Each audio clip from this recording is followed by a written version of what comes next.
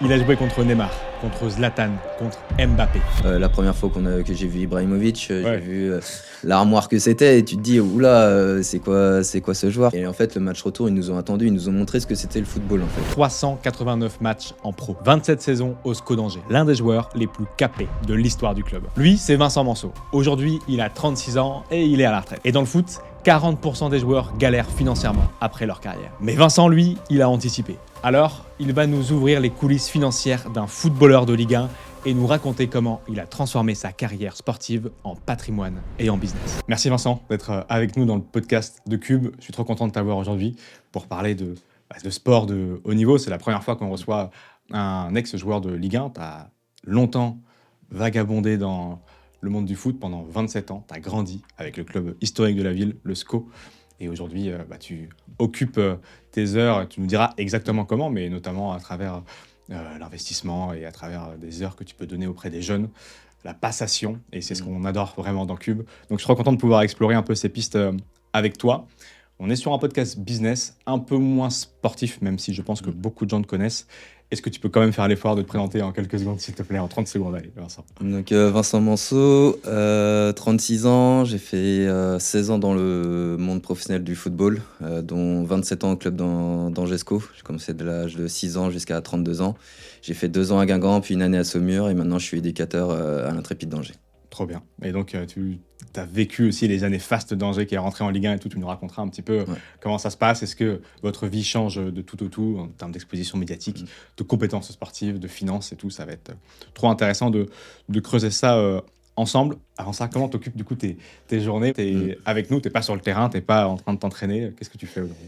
Qu'est-ce que je fais? Je travaille mon diplôme que je suis en train de passer pour être vraiment éducateur. Donc ça me prend du temps. Je prépare aussi mon test d'entrée pour un autre diplôme pour l'année prochaine. Donc ça me prend pas mal de temps de préparer les séances, de m'occuper des enfants aussi. Je profite vraiment des enfants maintenant. Pour l'instant, j'ai pas de travail fixe, donc voilà, je suis en tant que bénévole à l'Intrépide. Mais voilà, je profite de mon temps pleinement pour faire d'autres choses, d'être plus présent aussi à Capadap, voilà, où j'ai investi. Mais voilà, je prends beaucoup de plaisir en ce moment entre mes enfants, ma famille et le côté terrain avec les jeunes. Ok, mais effectivement, tu es notamment investisseur, on le verra, dans une salle de sport qui essaye d'un côté d'accompagner les sportifs de haut niveau et aussi les personnes en situation de handicap et en rééducation. Donc c'est vraiment une passation là aussi trop intéressant. Tu as commencé du coup le foot, tu avais quel âge? 5-6 ans? 6 ans. 6 ans. 6 ans tout de suite au SCO. Voilà, petite part de chance déjà à ce moment-là. Mes frères jouaient à l'Intrépide. Ok. Mes parents étaient éducateurs ou bénévoles à l'Intrépide. Ma maman, elle était nourrice. Donc les entraînements au SCO, c'était le matin. À l'Intrépide, c'est l'après-midi. Donc elle pouvait pas m'emmener à l'Intrépide parce que les petits faisaient la sieste. Donc voilà, c'est pour ça qu'elle m'a inscrit au SCO. Et là, on découlait toute ma formation au SCO jusqu'à temps que je passe professionnel en 2008. Et qu'est-ce que ça change de passer professionnel? Sur le coup, une grande fierté pour la famille, Ok.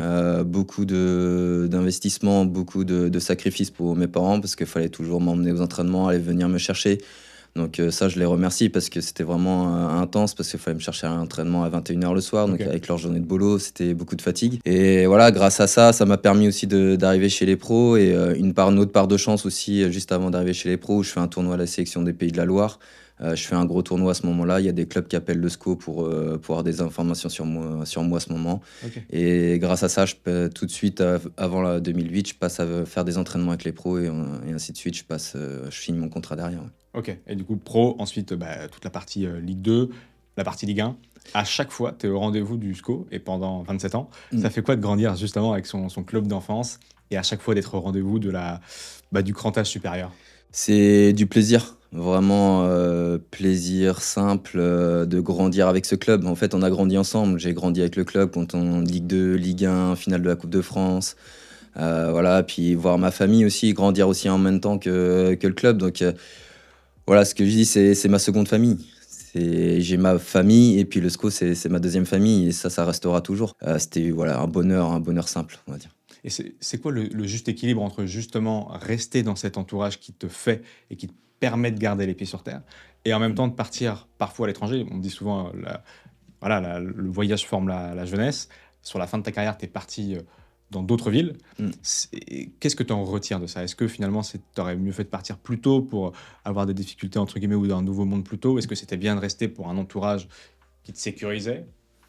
Après coup, c'est quoi ta version là-dessus? Ça, on peut pas vraiment le prédire. C'était le moment venu. Je pense que quand je suis parti, c'est parce que voilà, il y a des choses qui me plaisaient un peu moins à ce moment-là. Je m'y retrouvais moins, donc j'avais besoin de voir autre chose et de découvrir ailleurs comment ça se passait aussi. Et ça m'a permis aussi de grandir personnellement, Ok. de prendre plus la parole dans un groupe. C'est vrai qu'à Angers, j'étais un peu dans mon cocon. La famille, les amis dans le foot. Donc voilà, j'avais un peu un cercle fermé. Ça m'empêche. Des fois, je pense que j'aurais peut-être pu aller voir plus souvent les jeunes dans le club, même si je le faisais de temps en temps. Mais c'est vrai que de partir à Guingamp m'a permis de ce côté-là de prendre la parole dans le groupe, avant les matchs, d'aller voir les jeunes dans les vestiaires quand ça allait moins bien. Et je sais que quand je suis parti de Guingamp, bah, j'ai eu beaucoup de remerciements là-dessus, Ok. parce qu'ils étaient vraiment contents que je leur partage mon expérience et que je les aide à grandir. Et justement, sur cette partie carrière un peu plus poussée avec la Ligue 1 et le fonctionnement des clubs sportifs en France, surtout les numéros 1, on parle d'Angers, Mm. les gens ont aussi évidemment en tête très vite de Marseille, l'OL, Mm. PSG, tout ça. Est-ce que tu peux nous réexpliquer rapidement comment ça fonctionne, le monde sportif de haut niveau dans le foot, comment fonctionnent les clubs, comment fonctionne le financement de ces clubs-là, pour qu'on comprenne avant qu'on aille justement sur la manière dont toi tu as géré ta carrière professionnelle et financière, comment le sport que tu as l'idée pendant des années, lui fonctionne. Alors, les clubs fonctionnent déjà avec les droits TV, que la Ligue négocie bah, tous les 4-5 ans, on va dire. Sauf qu'en ce moment, c'est un peu plus compliqué là-dessus. Donc, les clubs doivent trouver d'autres sources en ce moment avec les sponsoring, des mécènes. Et après, bah, c'est faire en fonction des contrats. Parce que je pense que les contrats sont moins élevés qu'il y a 5-6 ans, je pense. Après, je suis pas vraiment là dans les salaires, mais vu le contexte économique en ce moment du foot, je pense que ça doit être comme ça. Les clubs font vraiment attention à tout ça. C'est peut-être pour ça aussi qu'on voit plus de jeunes maintenant aussi arriver dans le monde pro plus rapidement dans ce contexte-là et faire beaucoup de formations. Je vois le club du SCO qui met beaucoup de jeunes en ce moment chez les pros et parce que ça montre aussi que la formation fonctionne bien et que le club va vers cette méthode-là pour perdurer au niveau de la Ligue 1. Et quand tu es joueur pro et que tu passes Ligue 2 et ensuite Ligue 1, c'est le ratio d'amélioration de ta vie et d'amélioration de salaire, c'est quoi l'ordre de grandeur? Alors, quand je suis monté en Ligue 1, quand on est monté en Ligue 1, mon salaire a doublé. Et puis ensuite, après, c'est des renégociations, mais c'est des négociations en fonction des droits TV que le club perçoit tous les ans. Et voilà, ça m'a permis d'augmenter au fur et à mesure et d'avoir des échelons toutes les années. Ouais. Ok. Et l'ordre de grandeur de ton meilleur salaire, surtout ta annuel brut Brut, je dirais sur entre ton parcours? 400 et 500 000. Ok. Mm. Et est-ce qu'on vous prépare, quand on est joueur à ton niveau, justement, à ce genre de gain, un peu comme un gagnant du loto qu'on va accompagner dans la manière de gérer son argent? Parce que aujourd'hui, tu es un peu à la retraite professionnellement, en tout cas de ta carrière Mm. sportive de haut niveau. Est-ce qu'on vous dit, bah voilà, vous allez gagner des sommes importantes, mais pendant 30-40 ans, il va falloir le faire sans ça, donc il faudra bien le placer? Mm. Ou est-ce que vous le découvrez par vous-même en faisant des bêtises finalement et vous disant, on n'arrive pas à Alors, il faire y en ça? a beaucoup qui le découvrent par eux-mêmes. Ok. Après, moi, j'étais bien entouré. J'avais mon frère déjà qui travaillait en banque. Donc déjà, ça Ok. m'a aidé pour les premiers investissements. Après, on a un syndicat où ils mettaient des choses en place et on avait des gestionnaires de patrimoine, donc avec qui je travaille toujours. Et voilà, au moins, on a pu bien placer l'argent, de faire attention à l'après-carrière, justement, savoir quand finir ses prêts pour pouvoir après être tranquille une fois qu'on arrête notre carrière de footballeur. Ouais. Et toi, tu avais la technique de te dire, dès que je gagne 1 euro, je le place. Celui-là, avec ton frère, justement, celui-là, on place. Celui-là, on le dépense. Celui-là, on... Pas forcément, j'arrivais à gérer ce côté-là. Après, c'était plus pour les investissements. Je demandais conseil à mon frère, savoir si c'était bien ou pas, avec mon gestionnaire de patrimoine également. Mais après, j'arrivais à gérer mon argent personnellement, que ce soit de me faire plaisir, de mettre de côté, de profiter des voyages aussi quand on était en vacances. Donc, j'arrivais à faire la part de tout ça. Ouais. Et la différence entre les primes de match, ce que tu gagnes avec le droit d'image ou juste avec le talent sportif, est-ce que là aussi tu peux nous donner un peu de détails sur la manière dont ça peut être découpé, ça?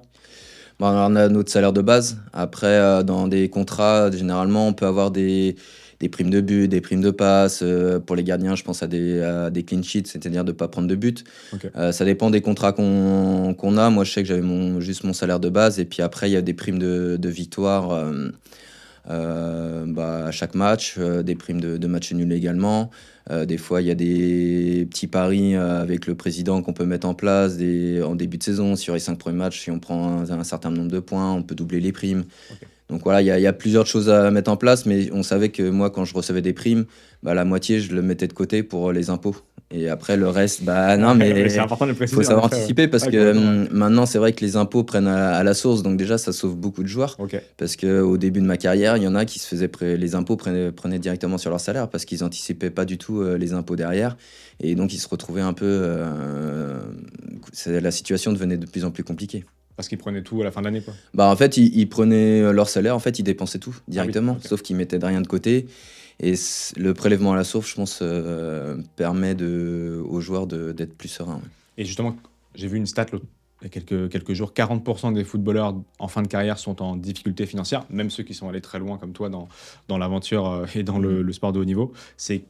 Toi, c'est quelque chose, cette stat que tu vois autour de toi, que justement des gens qui sont moins bien préparés que ce que tu nous dis là.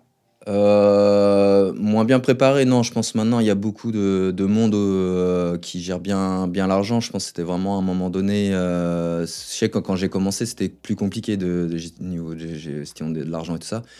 Après, maintenant, il faut faire vraiment attention. Il y a beaucoup de monde qui tourne autour du monde du foot. Et donc, il faut faire attention. Il faut vraiment bien s'entourer parce qu'on peut investir avec des personnes. Voilà, je vois l'exemple de Molo, un footballeur, où il faisait confiance à ces personnes qui géraient son argent, sauf que derrière, en fait, il signait tout, mais au nom pas de Molo, mais au nom de lui. Donc, Ok. c'est lui qui a tout récupéré derrière. Ah oui. Et donc, faut vraiment s'entourer des bonnes personnes, avoir confiance en ces personnes-là. Ouais. T'as eu des histoires de fous justement comme ça, où Alors, la sortie de match, je sais pas, on proposait des trucs de fous. non, après, des agents, des personnes Ouais. qui viennent te voir, on peut te proposer ça, on peut te faire ceci, cela. Et voilà, faut vraiment faire la part des choses, faire attention et être les pieds sur terre pour savoir faire confiance à qui. Des taux d'intérêt à 40% par an, par exemple, ça. Non. Non, j'ai pas eu ça quand même. Mais oui, on m'a proposé des choses des fois. Voilà, c'était un peu bizarre, mais ça va. Heureusement que j'avais du monde autour de moi pour en parler avec eux d'abord. Moi, j'avais mon opinion, mais aussi voir leur opinion. Et puis après, on pouvait débattre et voir si c'était le moment ou pas d'investir là-dessus. Et on parlera justement dans quelques minutes de tes investissements actuels. On va parler de la salle de sport, mais l'immobilier aussi, et de voir un peu où est-ce que, avec intelligence, tu as placé ton argent pour la suite. Avant ça, je voulais qu'on rentre aussi dans le mental d'un joueur de haut niveau, parce que j'estime, et j'aspire en tout cas à ça, c'est-à-dire que quand tu es un entrepreneur, c'est un peu être sportif de haut niveau à long terme, c'est-à-dire rester focus, savoir où tu vas, garder un objectif, enlever le bruit. Et je te posais la question juste avant qu'on démarre ce podcast, qui est quand tu rentres sur le stade, est-ce que tu arrives à te focus pendant 90 minutes et plus, évidemment? Déjà, tu n'as pas ton tel, c'est sûr, parce qu'il reste sur le banc, dans les vestiaires. Non. Mais globalement, est-ce que voilà, tu arrives à te dire il n'y a rien d'autre que gagner et que réussir à gagner ce match pendant que tu joues les 90 minutes? Alors, pour être performant, faut savoir créer sa bulle.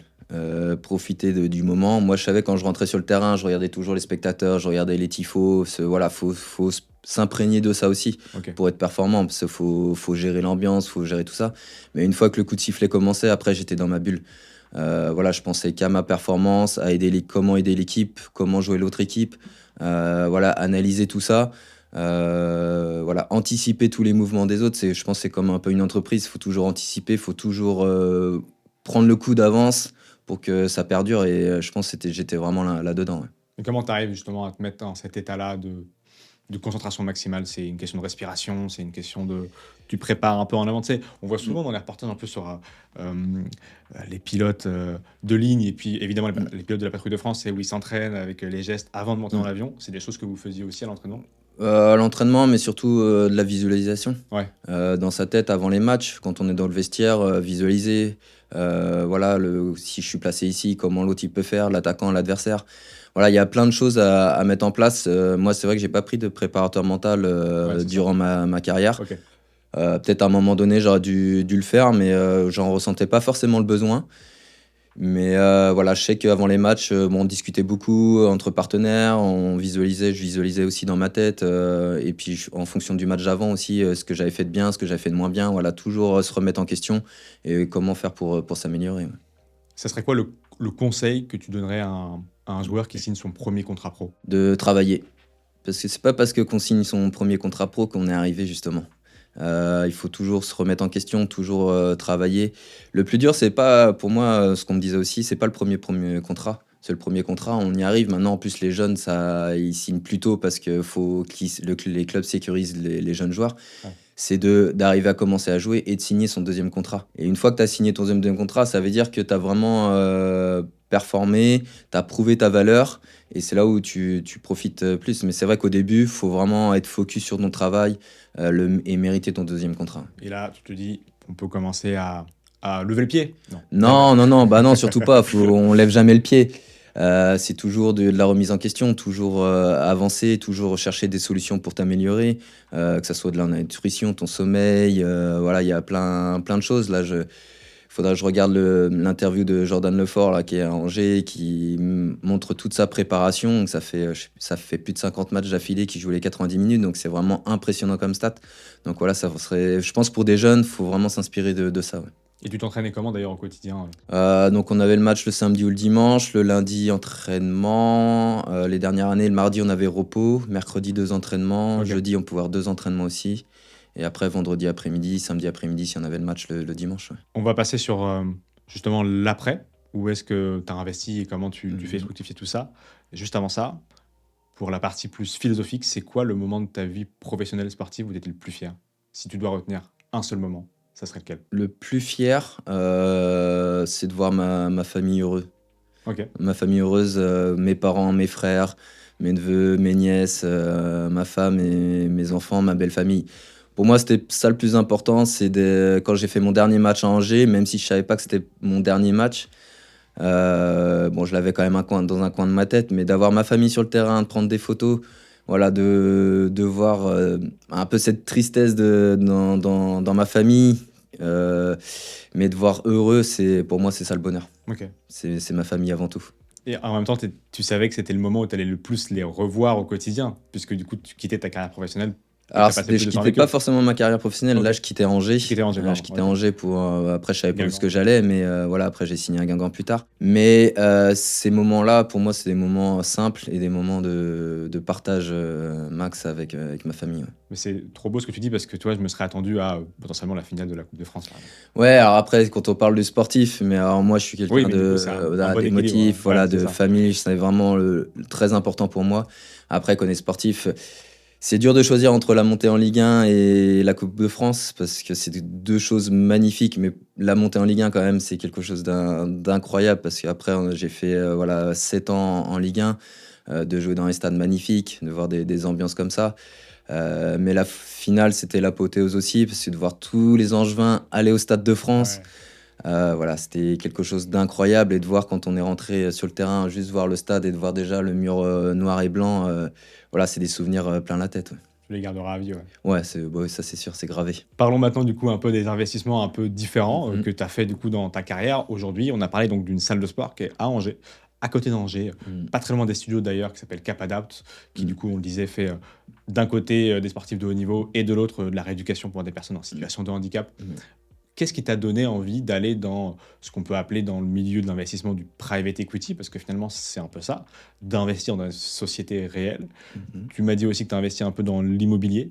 C'est quoi ta thèse d'investissement aujourd'hui en tant qu'ancien sportif? Bonne question. J'ai pas réfléchi à tout ça, mais mon but d'investissement, c'était qu'à la fin de ma carrière pro, que j'ai plus de remboursement à faire. Ok. Voilà, c'était de dire que ma maison, que ça soit fini de payer, mes investissements locatifs, si je remboursais plus que mon loyer, fallait que ça soit fini aussi. Ok. Voilà, faut vraiment que mes emprunts soient quasiment finis. J'en ai encore 2 emprunts, mais un où mon prêt rembourse mon loyer. Donc ça, de ce côté-là, et j'ai un autre encore où il faut vraiment que voilà, je réfléchisse à comment faire par la suite.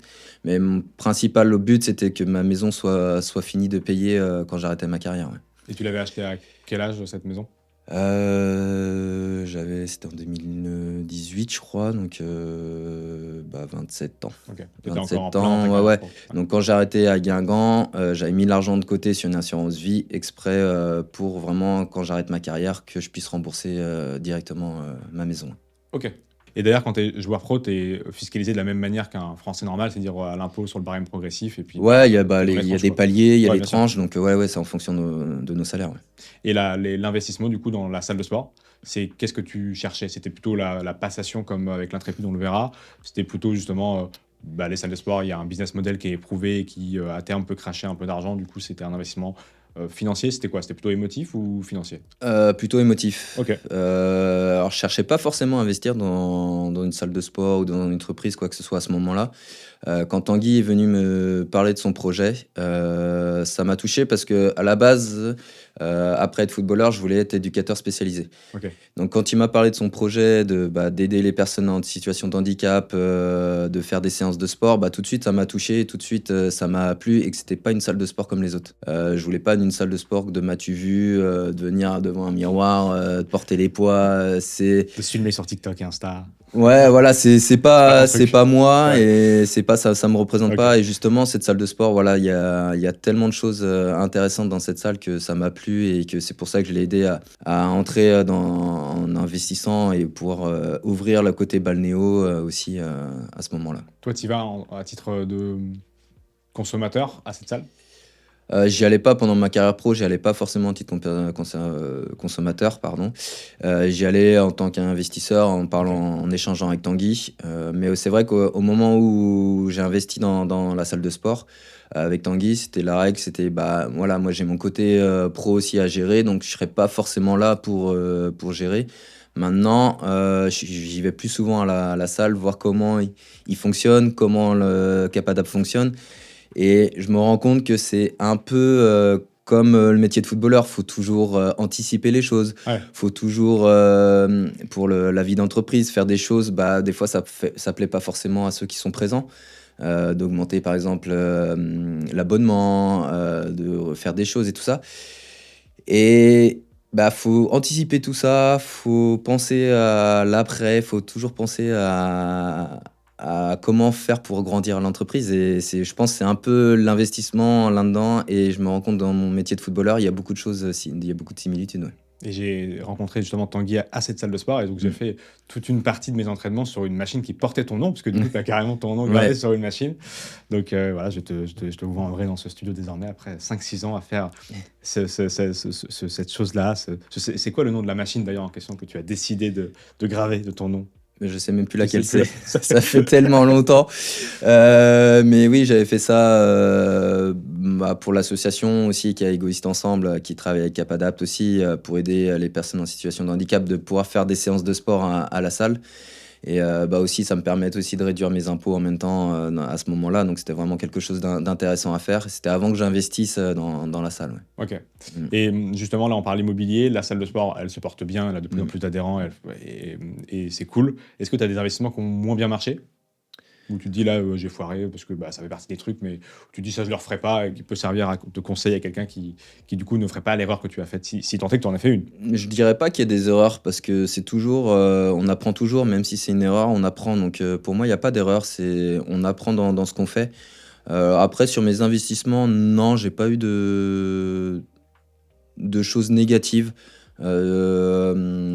Après, voilà, j'ai un Capadapt vraiment entreprise, mais après, c'est que des investissements locatifs. Ok. Donc pour l'instant, non, j'ai pas de mauvaise surprise. C'est-à-dire qu'aujourd'hui, tu arrives à vivre de ce que tu as mis de côté, des investissements locatifs? Non, mais pour l'instant, mes investissements locatifs, là, je viens de finir un prêt, donc ça va me permettre voilà, d'avoir un revenu un peu supplémentaire. C'était la base aussi à la fin de ma carrière d'avoir des revenus un peu plus supplémentaires avec les loyers. Ouais. Mais je savais que j'allais pas vivre de ça. Et puis c'est pas mon but. Mon but c'est après ma carrière, je savais que fallait que je travaille. Je voulais pas rester à la maison ne rien faire, voilà. J'ai besoin de bouger, j'ai besoin de voir des choses, j'ai besoin de profiter de ma vie et c'est comme ça que je la vois. Et justement, maintenant, est-ce que tu peux nous parler un peu des nouveaux challenges que tu as sur les diplômes que tu vas chercher et les ambitions que tu as d'aider la génération future, si on peut le dire comme ça? Alors là, c'est le diplôme fédéral coach jeune, c'est un diplôme bénévole cette année. Ok.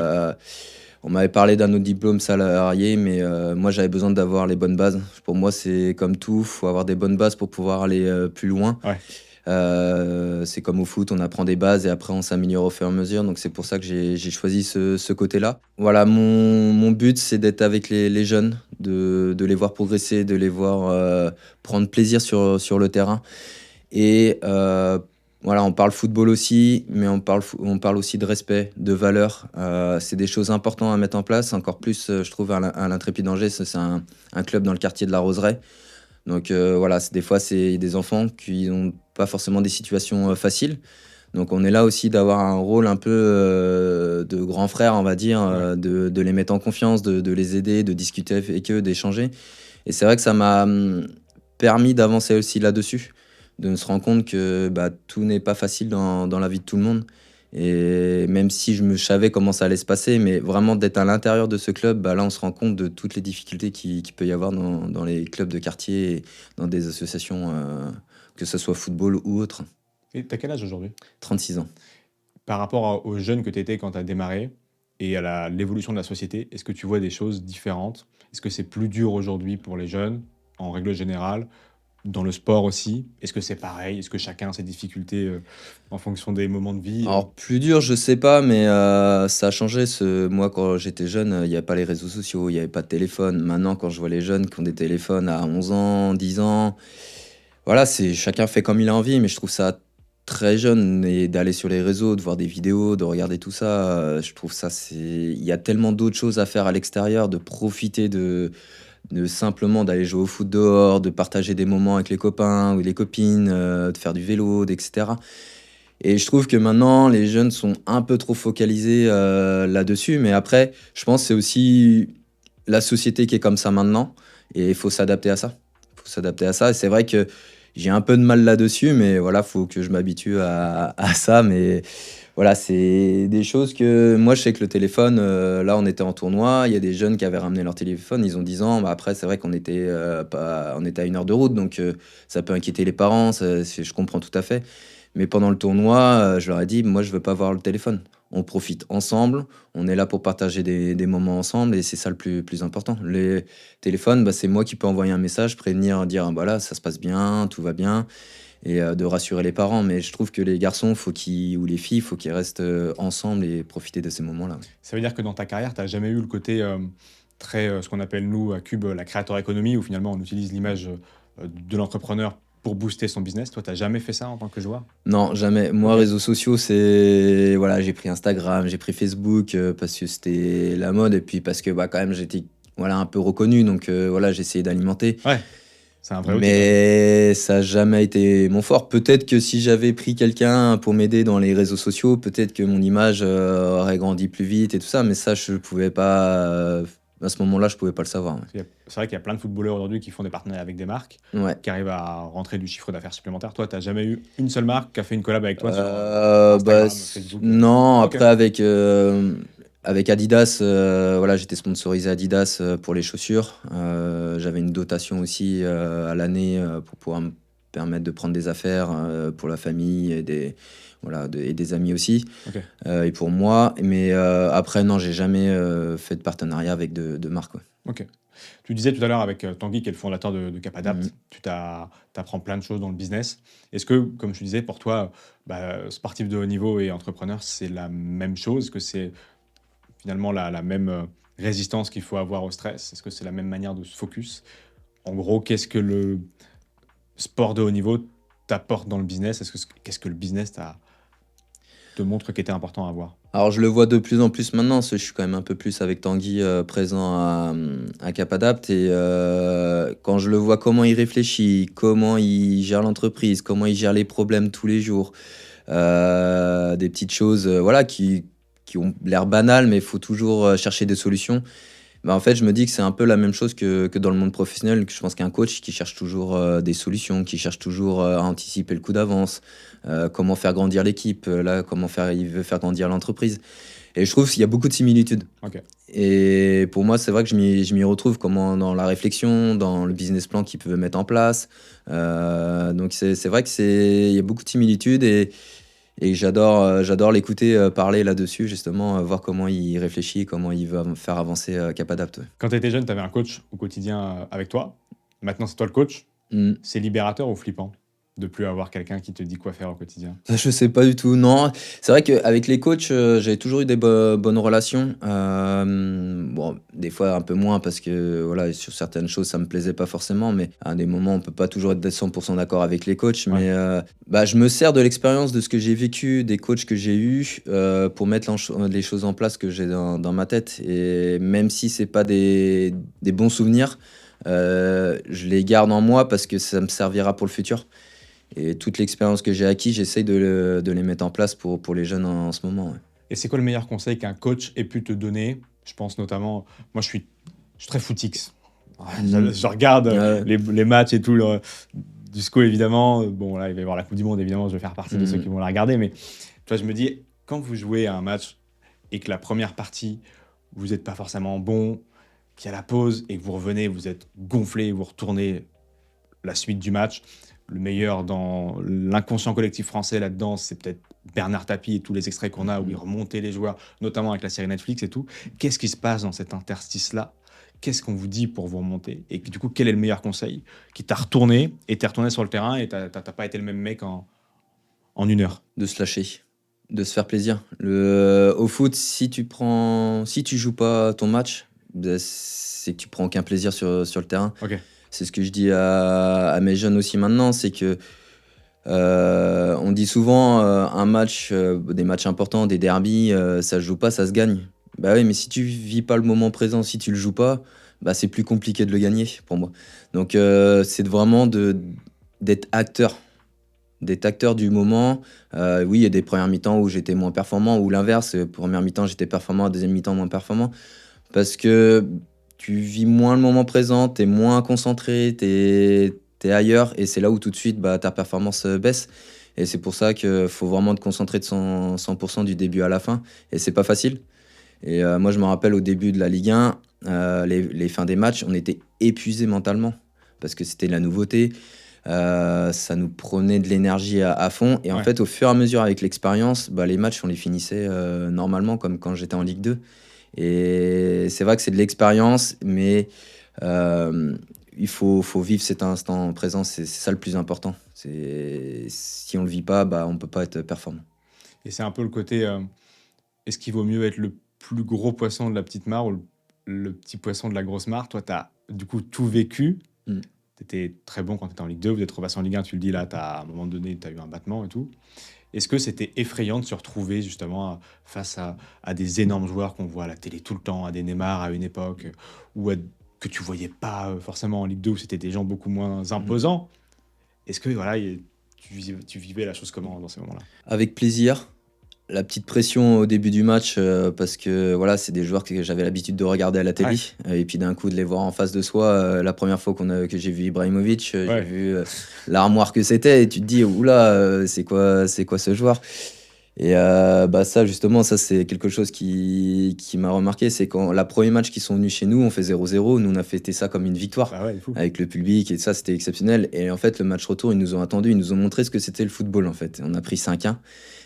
Et en fait, et c'est là où je me suis dit, j'ai mon football, mais ils ont leur football aussi. Il y a encore un monde d'écart entre eux et nous. Et c'est là où beaucoup disent, ouais, mais tu fais le même métier. Ouais, mais non, c'est pas le même métier. C'est pas le même métier, c'est encore un autre niveau, c'est encore autre chose. Mais voilà, c'était que du plaisir avant tout de jouer contre des joueurs comme ça. Ouais. Mais à aucun moment tu te dis c'est inatteignable, ou tu te dis bon c'est pas le même métier donc je vais faire celui que je connais, tout en sachant que on n'arrivera jamais à rattraper leur niveau. Non, le but c'était de progresser, d'essayer de réduire cet écart-là pour essayer oui, on est des compétiteurs avant tout. Ouais, c'est ça. Si on se dit ils sont inatteignables, non, faut justement faut du travail, c'est du travail sur le long terme pour essayer de les accrocher et d'essayer de gagner contre eux. Et l'anecdote, c'est que tous mes jeunes à l'Intrépide, ils me parlent de Neymar parce qu'il y a une vidéo qui tourne sur TikTok de partout où il me fait un soleil par-dessus moi. Et quand je suis avec l'Intrépide, c'est la première chose qu'ils m'ont dit, oh, t'as vu la vidéo de Neymar et tout ça. Et ça me fait rire parce que voilà, c'est l'époque d'aujourd'hui. Mais moi, je suis fier fier, même si voilà, il me fait un soleil par-dessus moi. Moi, je suis fier de cette vidéo parce que j'ai joué contre des garçons, Ah ouais, des mecs comme ça, ouais. c'est incroyable. Mm. Mais toi, t'es devenu une légende sur les réseaux sociaux, là. Un peu, malgré moi. Quel conseil, justement, une fois qu'on s'est dit ça, tu donnes à un entrepreneur qui galère, qui se dit, bah, finalement, mon quotidien, c'est de jouer face à Neymar parce que c'est difficile, parce qu'il y a les charges, parce que le monde y va trop vite. Pour moi, c'est à peu près la même difficulté que de jouer face à Neymar ou à Ibrahimovic. Qu'est-ce que tu dis à cet entrepreneur-là qui a envie de tout lâcher avec ton regard de sportif de haut niveau? Bah, justement, tout l'inverse, ne rien lâcher. Il faut toujours travailler et toujours trouver des solutions, que ce soit dans l'entrepreneuriat ou au monde du football. On peut toujours réduire l'écart et de trouver des solutions. Pour ça, mais c'est trouver des bonnes personnes autour de soi pour échanger, pour discuter, pour essayer de débattre sur les différents plans qu'on veut mettre en place. Ça, c'est abandonner, c'est pas un mot que j'ai dans mon dictionnaire. C'est du travail avant tout, de chercher des relations, des petites choses à mettre en place pour aider l'entreprise ou aider mon coéquipier à côté de moi pour qu'il soit plus performant possible. Et quand tu as des blessures, des moments de mou et ainsi de suite, tu te disais, ok, je sais que pendant X temps, je serai moins bon, mais il faut que je continue de remettre le pied à l'étrier pour reprendre mon niveau et ensuite repasser au niveau du dessus. C'est Bah, ça ton état d'esprit? ça, j'ai un bon exemple là-dessus. C'est la première année où je signe pro, en 2008. Il y a beaucoup de blessés cette année-là. Et j'avais l'opportunité de faire ma place, on va dire, et de devenir titulaire. Sauf qu'au mois de septembre, j'avais joué la veille avec les pros une demi-heure. Et à cette époque-là, quand on avait moins de 21 ans, je pouvais jouer avec la réserve le lendemain. Ok. Donc je vais jouer avec la réserve. Et sur un tacle, je me fais une fracture de la cheville. J'avais qu'un an de contrat, j'étais stagiaire. On a mis 3 mois à trouver ce que j'avais. Ok. Je reprenais, je pouvais courir un jour, le deuxième jour je commençais à boiter, le troisième jour je pouvais plus marcher. Ok. Et c'est vrai on est sur l'IRM, on est passé juste à côté de cette fracture-là, donc je suis allé voir un chirurgien, le chirurgien a vu cette image-là, il m'a fait passer un scanner et il a vu cette blessure. Et en fait, pendant ces 6 mois, après j'ai remis 3 mois entre l'opération et pouvoir me réathlétiser et revenir sur le terrain, ça a duré 6 mois. Et pendant ces 6 mois-là, j'ai rien lâché. J'ai travaillé en salle, j'ai pris, je pense, 3 kilos de muscle. Ok. Voilà, j'ai travaillé comme un acharné parce que voilà, c'est toujours travailler, toujours rien lâcher mentalement. Et c'est grâce à ça que j'ai signé pro derrière parce qu'ils ont vu que j'avais cette mentale, cette ressource pour chercher des solutions à m'améliorer. Et c'est grâce à ça que j'ai signé aussi 3 ans derrière. Et c'est vrai que c'est des moments de doute au début parce que quand on est jeune, en plus, on a envie de faire sa place, on a envie de prouver et des moments de doute, mais quand on est bien accompagné autour de soi, j'avais ma famille, mes amis, toujours là me pousser, et c'est grâce à ça aussi que j'ai pu me remettre sur pied et avancer de nouveau. Et je comprends aussi que dans ces moments de doute, tu as toujours ta vision. Et du coup, tu te dis, mais en fait, entre ma vision et la problématique que j'ai aujourd'hui, tout ce qui est entre les deux, je vais le défoncer pour atteindre ma vision, quoi. C'est Exactement. ça qui te fait tenir. Ah bah c'est ça. Si tu le fais pas, tu peux pas y arriver. L'exemple même là, je suis pas mal le basket maintenant. Jason Tatum là qui s'est fait une rupture du tendon d'Achille. Normalement c'est 1 an, il a mis moins d'1 an, il a mis 8 à 9 mois. Et là je vois ses performances, c'est incroyable ce qu'il a fait, ce qu'il a mis en place, je pense, pour réussir. Je pense que ce serait vraiment exceptionnel d'avoir un reportage là-dessus Ok. et de suivre ça du début à la fin. Je pense que c'est caractère, une force mentale, c'est les forces des champions. Je pense qu'il y a des champions, mais il y a les super champions, on va dire, et je pense que c'est des professionnels comme ça qu'il faut suivre et qu'il faut s'inspirer de tout ça. Et la seule chose qui sépare les deux pour toi, c'est le mental et la vision. C'est le mental, c'est le travail, c'est la force de caractère qu'on peut avoir et ce qu'on veut atteindre. Et justement, avec ta vision aujourd'hui avec les jeunes, est-ce que tu penses que c'est pas ça qui manque? Je peux intégrer aussi, j'ai 27 ans, ça peut à une époque m'avoir manqué, cette vision-là, de savoir en fait pourquoi on se lève, parce que la société elle est pas facile, parce que la géopolitique, parce que tout ça, du coup on manque un peu de vision. Est-ce que c'est pas ça peut-être qui manque à certaines personnes qui pourraient être des champions, mais qui savent pas où ils vont? Ouais, après il y en a Est-ce que tu observes toi? beaucoup qui peuvent se contenter de ce qu'ils ont. Ok. Dire bah là je suis professionnel ou mon entreprise fonctionne plutôt bien, voilà, je gère comme ça. Et bah justement c'est comme ça où à un moment donné bah on perd le fil parce qu'on reste sur ses acquis. Il y a beaucoup de choses là-dessus que si tu te remets pas en question tout le temps, que ce soit après un match, après un entraînement, je cherchais pourquoi j'ai fait ça, pourquoi ça n'a pas fonctionné. Si tu le fais pas, ton entreprise, je trouve que peut pas fonctionner, peut pas durer. C'est quelque chose à mettre en place tout le temps, mais pas que personnellement. Il faut toujours du monde, toujours s'appuyer sur quelqu'un pour échanger ses idées, parce que tout seul, à un moment donné, je pense qu'on peut avoir son plafond Mhm. et de dire ah ben j'arrive pas à le dépasser ce plafond-là. Et justement, c'est important de toujours avoir du monde pour échanger et de toujours chercher à s'améliorer. Ça me fait penser à un truc très important, ce que tu dis là, c'est combien de temps vous passiez à analyser les matchs une fois qu'ils étaient faits? Est-ce que c'était peut-être aussi nombreuse en termes d'heures que la préparation que vous aviez avant celui-ci, justement? Ben, ça fait partie des préparations invisibles en fait. Quand on parle de footballeur, on dit ouais, bon, il a tout son temps libre, mais non, il y a la nutrition qui est super importante, que j'ai vu au fur et à mesure de mes années. Parce que j'étais beaucoup blessé au début parce que je mangeais pas forcément bien, et au fur et à mesure, j'ai vraiment pris apprendre à faire des repas équilibrés, à manger sainement. Le sommeil. Le sommeil également, parce que c'est réparateur Tu dormais combien pour le d'heures corps. par nuit? Je suis un couche-tôt et un lève-tôt, mais je dormais au moins 8-9 heures par nuit, ouais. Ok. Ouais, ouais. Et plus, des fois, au début, je faisais des siestes de 2 heures, mais après, j'ai réduit à une demi-heure, 20 minutes à 30 minutes. Parce que je profitais aussi des enfants. C'est vrai que quand on dort 2 heures l'après-midi, bah, on profite moins de notre temps familial. Ouais. Donc, c'est pour ça que je dormais moins. Mais ça me suffisait après largement. Et puis, ça me permettait de mieux dormir aussi la nuit. Ok. Mais comme je disais, le travail invisible, et c'était la question. L'analyse du coup des matchs après L'analyse coup. des matchs. Généralement, quand je jouais à l'extérieur ou même à domicile, je regardais les buts, tout de suite les buts, ce qu'on a marqué ou qu'on a pu encaisser, voir les erreurs qu'on a pu faire, voir comment on aurait pu faire pour s'améliorer sur certaines situations. Je sais quand des fois on retournait en bus, bah, on se regardait le match des fois en entier, Ok. tout de suite après, pour vraiment tout analyser, voir ce qu'on peut faire pour progresser tous ensemble, individuellement et collectivement en fait. Mais c'est du travail important à faire personnellement. Et puis après, il y a le travail aussi avec les coachs, que ce soit individuellement avec un coach sur l'analyse vidéo, ou quand le coach fait collectivement. On se réunit tous et puis on travaille tous ensemble de pourquoi ça a fonctionné, pourquoi ça a moins bien fonctionné. Ça me fait penser à une autre question très, très intéressante ce que tu me Ouais. dis, parce que tu vois, je suis exactement avec les équipes de Cube dans cette phase-là de justement passer d'individualité avec des entrepreneurs qui sont solopreneurs Mhm. à un collectif. Et on compare souvent à Cube, soit à la cuisine, soit au monde sportif, où justement tu as des équipes comme le PSG qui pendant des années avec des très fortes individualités n'ont pas forcément réussi, et puis qui d'un coup se soustraient de certaines de ces individualités pour créer un collectif plus fort, et puis gagnent des coupes importantes. Comment vous gériez ça? C'est-à-dire les individualités de chacun ne font pas le collectif, mais en même temps, il y a des gens forts et des gens en soutien. Enfin, tu vois ce que je veux dire? C'est comment vous arriviez à faire la sauce parfaite entre chacun qui veut son truc et puis le collectif pour aller plus loin.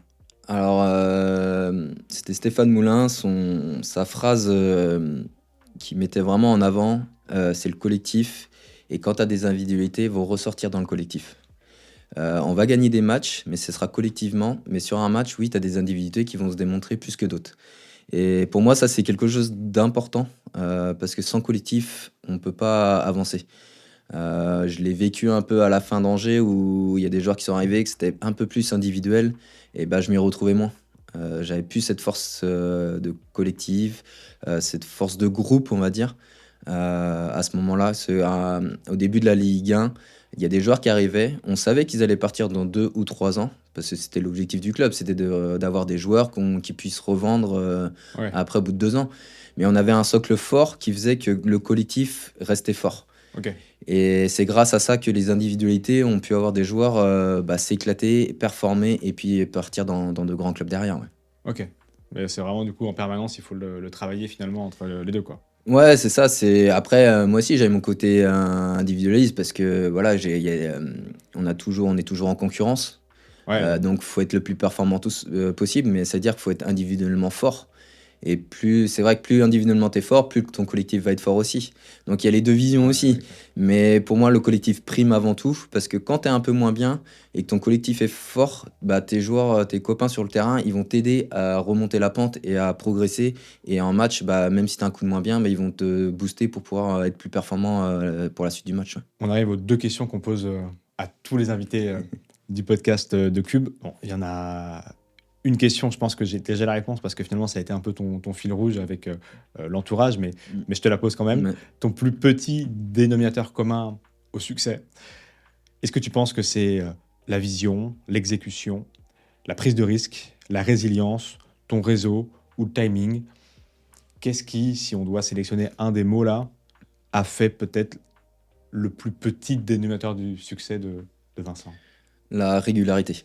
Ok, ça n'a pas celui que je pensais. La régularité, parce que c'est le mot qui sortait de tout le monde en fonction de mes performances. Travail et régularité, ouais. Ok, Je performais pas forcément, je pouvais pas être très élevé sur des matchs ou très bas. J'étais vraiment toujours au milieu et vraiment bosseur. Il y a des matchs, des fois je performais plus, des fois moins, mais c'est vrai que tout le monde me disait que tu as une certaine régularité qui fait que c'est pour ça que tu joues souvent. et une forte résilience aussi du coup. Parce qu'à chaque fois tu revenais. Ouais, j'avais pas forcément besoin de discussion avec. Bah, ouais, j'ai quand même fait 10 ans avec le coach Moulin Ouais. à ce moment-là. J'avais pas forcément besoin de discuter avec lui parce que quand j'étais moins performant, bah, je savais ce qu'il attendait de moi le prochain match et je savais ce que j'attendais de lui au prochain match.